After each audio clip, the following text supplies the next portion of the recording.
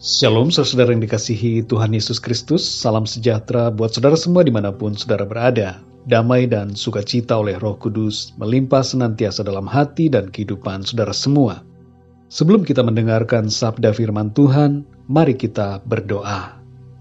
Bapa Surgawi, Bapa di dalam nama Tuhan Yesus Kristus, terima kasih ya Tuhan buat pagi hari ini. Kami bersyukur untuk kekuatan, kesehatan yang Tuhan berikan kepada kami. Kami bersyukur untuk segala kebaikan-Mu, berkat-berkat-Mu yang selalu tersedia bagi kami. Saat ini kami mau mendengarkan sabda firman-Mu ya Tuhan. Tolonglah kami supaya kami dapat memahami apa yang menjadi kerinduan Tuhan atas kami semua. Dalam nama Tuhan Yesus kami berdoa. Haleluya. Amin. Saudara yang dikasih Tuhan, ayat renungan pada saat ini terdapat di dalam Ibrani pasal 13 ayat yang ke-5.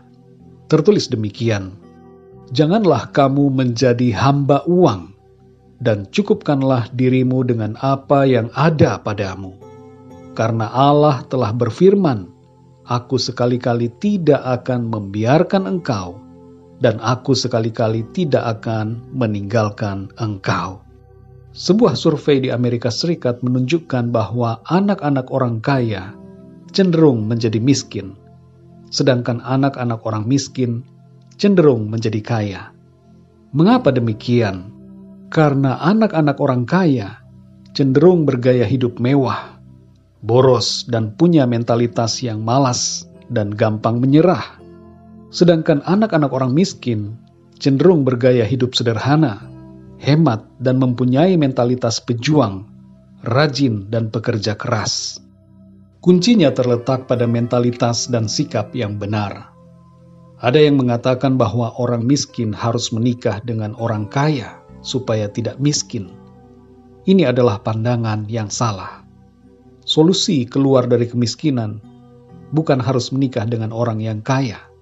Kalau seperti ini, maka pernikahan menjadi transaksional, bukan berlandaskan cinta yang murni. Saudara yang dikasih Tuhan, ayat firman Tuhan hari ini mengajarkan kepada kita hal yang penting sehubungan dengan kehidupan dan kebutuhan hidup. Dalam Ibrani pasal 13 ayat yang ke-5 dikatakan, janganlah kamu menjadi hamba uang, dan cukupkanlah dirimu dengan apa yang ada padamu. Karena Allah telah berfirman, aku sekali-kali tidak akan membiarkan engkau, dan aku sekali-kali tidak akan meninggalkan engkau.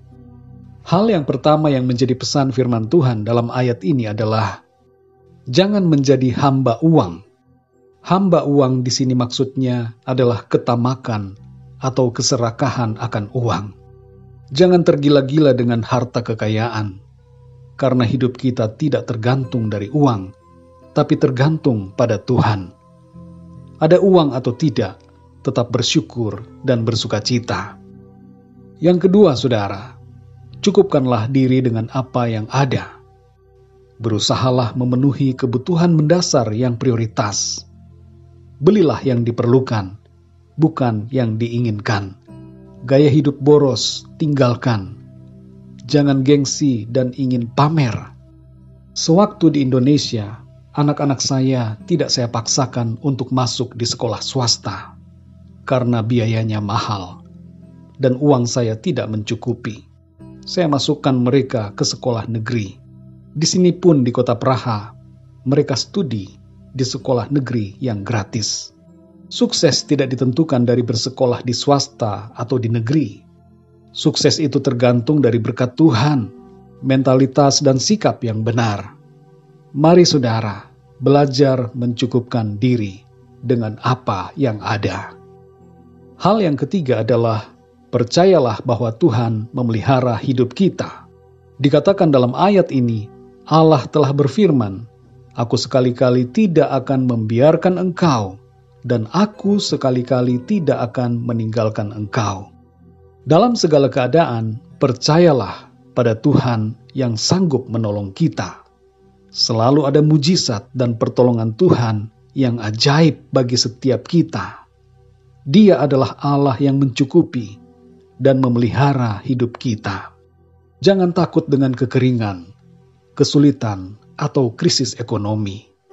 karena pemeliharaan Tuhan yang ajaib akan selalu nyata buat kita yang percaya kepadanya. Berkat Tuhan akan selalu mengalir. Mari belajar mencukupkan diri dan bersyukur selalu dengan apa yang ada. Dalam Mazmur 34 ayat yang ke-10 tertulis, "Takutlah akan Tuhan, hai orang-orangnya yang kudus, sebab tidak berkekurangan orang yang takut akan Dia." Saudara dan saya tidak akan pernah berkekurangan, sebab Tuhan memelihara kehidupan kita. Dalam situasi kekeringan, dalam situasi krisis sekalipun, kita masih akan tetap terpelihara, karena Tuhan bersama dengan kita. Mari kita berdoa, saudara. Bapa kami yang di surga, Bapa, di dalam nama Tuhan Yesus Kristus, kami mengucap syukur ya Tuhan untuk kebenaran firman-Mu yang menguatkan kami dan menjadikan kami lebih lagi menyadari akan pemeliharaan Tuhan atas hidup kami. Kadangkala situasi membuat pikiran kami terpengaruh dan membuat kami bertanya-tanya. Kami menjadi bimbang, kami menjadi ragu. Tapi firman-Mu hari ini kembali ya Tuhan, meneguhkan kami. Engkau adalah pemelihara hidup kami. Engkau tidak akan pernah meninggalkan dan tidak akan pernah membiarkan kami. Ajarlah kami ya Tuhan untuk selalu bersyukur dan mencukupkan diri dengan apa yang ada. Seringkali kami gagal ya Tuhan dalam hal ini.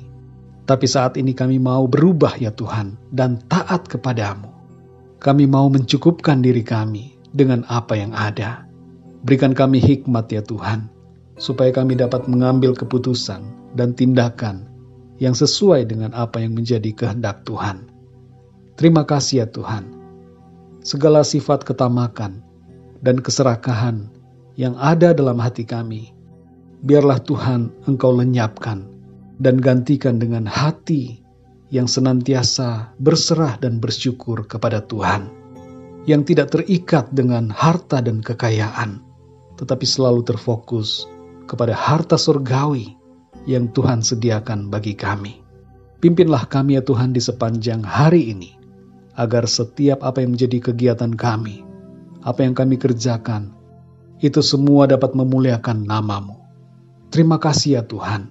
Dalam nama Tuhan Yesus Kristus kami berdoa dan mengucap syukur. Haleluya. Amin. Puji Tuhan, saudara yang dikasihi Tuhan, saya percaya firman Tuhan menjadi berkat dan kekuatan buat saudara semua.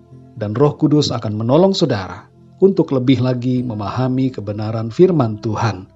Tuhan Yesus memberkati saudara semua. Sampai jumpa dalam renungan yang berikutnya. Haleluya.